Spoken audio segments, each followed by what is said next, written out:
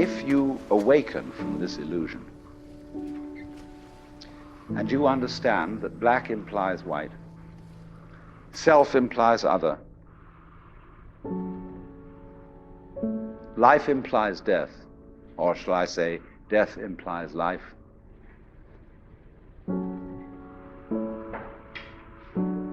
you can feel yourself not as a stranger in the world, not as something here on probation, not as something that has arrived here by fluke, but you can begin to feel your own existence as absolutely fundamental.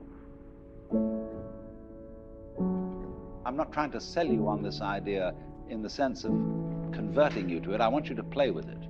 I want you to think of its possibilities. I'm not trying to prove it.